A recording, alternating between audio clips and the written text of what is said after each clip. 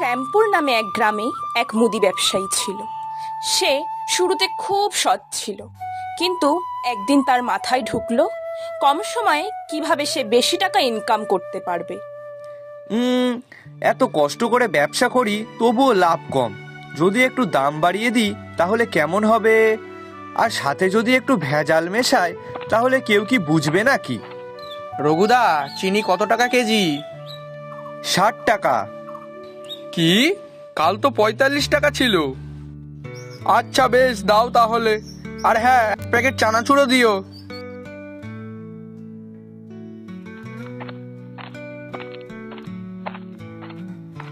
এই তো, এইভাবে আস্তে আস্তে দাম বাড়ালে কেউ বুঝতেই পারবে না। হা হা হা হা। বাবা, একটু ভালো মুগ ডাল দিস তো, ওই 500 মতন। হ্যাঁ পিসিমা, দাঁড়ান, দিচ্ছি। তখন রঘু ভালো ডালের মধ্যে কিছু পুরনো পোকা ধরা ডাল মিশিয়ে তাই দিল। বলছি, এই ডাল ভালো হবে তো? হ্যাঁ হ্যাঁ, একদম সেরা মাল। এই রঘুর দোকানের মাল বলে কথা, খারাপ কি আর হতে পারে? যাক, ভালো হলেই ভালো। এনে ধর তোর টাকাটা। আরে মাসিমা, 90 টাকা। হ্যাঁ, কি বলিস রে? 90 টাকা? হ্যাঁ, 90 টাকা। দেখো, তুমি ভালো ডাল চেয়েছো, আমি তো সেটাই দিলাম। আর তার দাম তো একটু বেশি হবে নাকি? আচ্ছা, এক কাজ কর, বাকিটা খাতায় লিখে রাখ, আমি পরে দিয়ে যাবো খানি।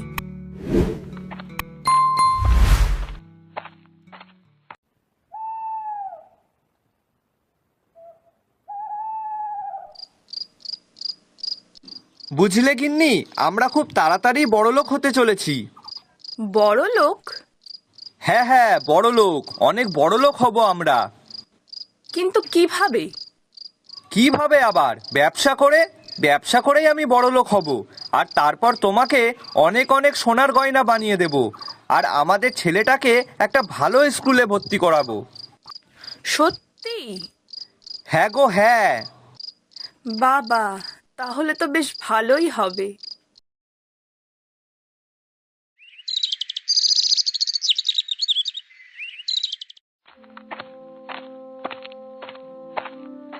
বাবা রঘু, তুই আমার কি ডাল যে দিয়েছিস, সে ডাল তো আমি রান্নাই করতে পারলাম না, তাতে শুধু পোকা আর পোকা। সে কি রঘু, তুমি খারাপ মাল বিক্রি করেছো নাকি? মানে, না না, আমার দোকানের মাল খারাপ হতে যাবে কেন? শালা বুড়িটা আর আসার সময় পাইনি। নিজে তো এমনি ধার বাকি করে মাল কিনে নিয়ে যাবে, এদিকে আমার ব্যবসাটাও লাটে তুলবে। তাহলে মাসিমা, আপনারই কোথাও ভুল হচ্ছে দেখুন। হয়তো অন্য কোনো দোকান থেকে নিয়ে গেছিলেন। হ্যাঁ হ্যাঁ, তাই হবে হয়তো। কিন্তু বাবা, আমার ভুল হবে কি করে তুই বল? কালকে তো আমি তোর দোকান থেকেই ডালটা নিয়ে গেলাম। আরে মাসিমা, দেখুন, এইভাবে আমার দোকানে বদনাম করবেন না। আর তাছাড়াও আপনারা আমার দোকানে রোজকার কাস্টমার, আপনাদের সাথে কি আমি এমন করতে পারি? হ্যাঁ হ্যাঁ, তাই তো। কিন্তু আমি মিথ্যে কথা বলতে যাব কেন তোকে? আচ্ছা মাসিমা, দেখুন, যা হওয়ার তা তো হয়ে গেছে। তার থেকে বরং এক কাজ করুন, নতুন করে ডাল নিয়ে যান। আচ্ছা রঘু, আমি আসলাম তাহলে।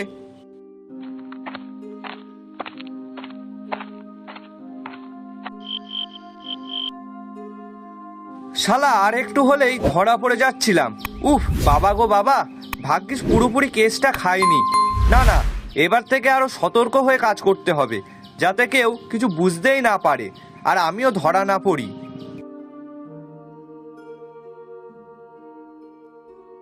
গো, কি তখন থেকে একা একা বকে যাচ্ছ? গিন্নিকে কি বলবো? না না থাক, গিন্নিকে এখন এসব বলা যাবে না। নাও, আবার কি সব ভাবছে তার ঠিক নেই। আরে কি গো, কি ভাবছো তুমি? হ্যাঁ, না না কিছু না, বলছি বাবু কোথায়? সে তো ঘরে পড়ছে। কেন, কি হয়েছে? আচ্ছা বেশ, আমি যাই, একটু দেখে আসি। ও কি আমার থেকে কিছু লুকাচ্ছে নাকি? কিছু তো একটা নিশ্চয় হয়েছে। রঘু এইভাবে বেশ কয়েকদিন লোকজনদেরকে ঠকিয়ে নিজের ব্যবসায় লাভ করতে থাকলো। কিন্তু ওই যে কথায় আছে না, চোরের 10 দিন গৃহস্থের 1 দিন, ঠিক তেমনই একদিন। বাবা, আজ সকাল সকালই দোকান খুলতে না খুলতেই এত খরিদ্দার। হ্যাঁ, বলো কি লাগবে তোমাদের? আমরা আজকে আর কিছু কিনতে আসিনি, আমরা এসেছি বিচার চাইতে। বিচার মানে কিসের বিচার? কেন বুঝতে পারছো না? তুমি যে আমাদেরকে খারাপ মাল বিক্রি করেছো আর তার পরিবর্তে ডবল টাকা লাভ করেছো, সেটার বিচার। কয়দিন আগে ওই মাসিমার কথা আমি বিশ্বাস করিনি, কিন্তু এখন তো দেখছি উনি ঠিকই বলেছেন। একে তো তুমি আমাদের থেকে দাম বেশি নিচ্ছ, তারপরে আবার মালপত্র খারাপ দিচ্ছ।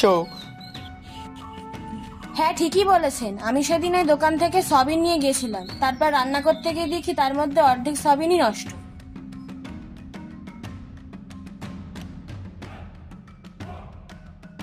আসুন মোড়ল মশাই আসুন, আমি আপনাকে আসতে বলেছিলাম। এই দেখুন, শুধু আমি না, রঘু এমন কাজ আরো অনেকের সাথেই করেছে। আমি 2 দিন আগে 20টা ডিম নিয়ে গেছি, আর তার মধ্যে থেকে 13টা ডিমই খারাপ। আর আমি তো কয়দিন আগে ডাল নিয়ে গেছিলাম, কিন্তু তাতে তো কোনো ডালই পেলাম না, পেয়েছে শুধু পোকা। বিশ্বাস করুন বাবু, এই খোকাও সেই সময় ছিল তখন, কিন্তু কেউ আমার কথা শোনেনি। বলেছে আমারই নাকি কোথাও একটা ভুল হচ্ছে। রঘু, এসব কি শুনছি? না মানে মোড়ল মশাই, আমি এমন কাজ করিনি, বিশ্বাস করুন, ওরা সবাই মিথ্যে কথা বলছে। হ্যাঁ, অত লোক সব মিথ্যে কথা বলছে, বল। হ্যাঁ মোড়ল মশাই। আচ্ছা বেশ, আমরা যখন সবাই মিথ্যে কথা বলছি, তাহলে এক কাজ করা হোক, তোমার দোকানে যা মালপত্র আছে সেগুলো খুলে দেখা হোক, তাহলেই বোঝা যাবে কে সত্যি বলছে আর কে মিথ্যে। এ বাবা, এ তো বিশাল ফাঁসা ফেসে গেলাম তো দেখছি, এবার কি করব? হ্যাঁ হ্যাঁ, তাই করা হোক। হ্যাঁ, তাই করো। না না, তা হয় কি করে? আমার দোকানে অনেক টাকার মালপত্র আছে, তোমরা যদি এমন কাজ করো তাহলে আমার অনেক টাকার ক্ষতি হয়ে যাবে যে। ক্ষতি হয়ে যাবে? আর তুমি যে খারাপ মাল বিক্রি করে আমাদের ক্ষতি করেছো, তার বেলায়? অনেক হয়েছে, সবাই এবার একটু থামো তো এবার। আচ্ছা রঘু, তুই কি সত্যি সত্যি এই কাজ করেছিস? দেখ, আমাকে যদি মিথ্যে বলিস তাহলে কিন্তু আমি এক্ষুনি পুলিশ ডাকতে বাধ্য হব। মানে মোড়ল মশাই, শুধু শুধু পুলিশ কেন ডাকবেন? আমাকে যদি পুলিশ ধরে নিয়ে যায় তাহলে তো আমার বউ বাচ্চার কি হবে? এখন তুই যদি আমাকে মিথ্যে বলিস তাহলে সত্যিটা যাচাই করার জন্য পুলিশ ডাকতে হবে, আর নয়তো তোর দোকানের মালপত্র সব খুলে দেখতে হবে। এখন তুই বল কোনটা করবি? না, আমি বলছি সবটা সত্যি করে বলছি।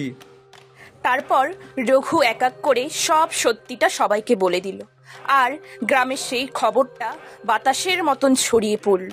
সবাই মিলে সিদ্ধান্ত নিল আজ থেকে কেউ আর রঘুর দোকানে যাবে না।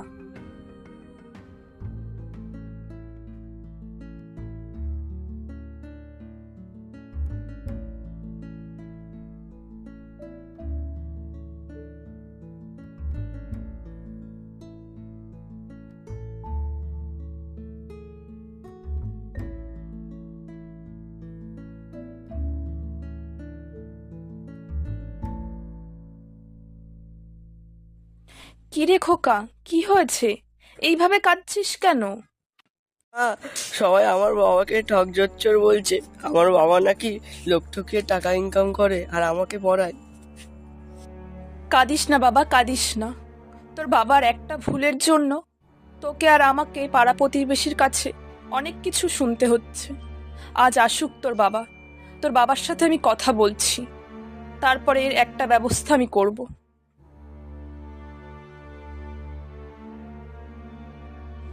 ছি ছি ছি ছি ছি, তুমি কি না এইভাবে বউ আর ছেলেকে খুশি রাখার চেষ্টা করছো?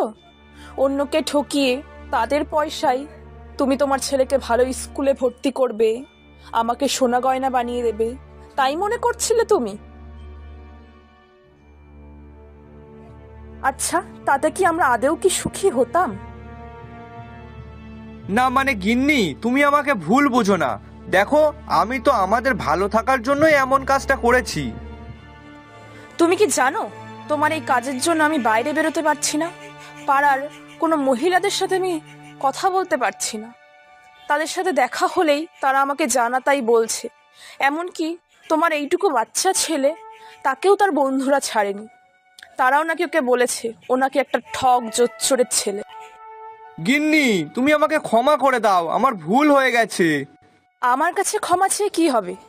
দরকার পড়লে পাড়ার সবার কাছে গিয়ে তুমি ক্ষমা চাও, আর প্রয়োজন হলে গ্রামের মোড়লের কাছে গিয়ে ক্ষমা চাও। হ্যাঁ হ্যাঁ, আমি কাল সকালেই যাব।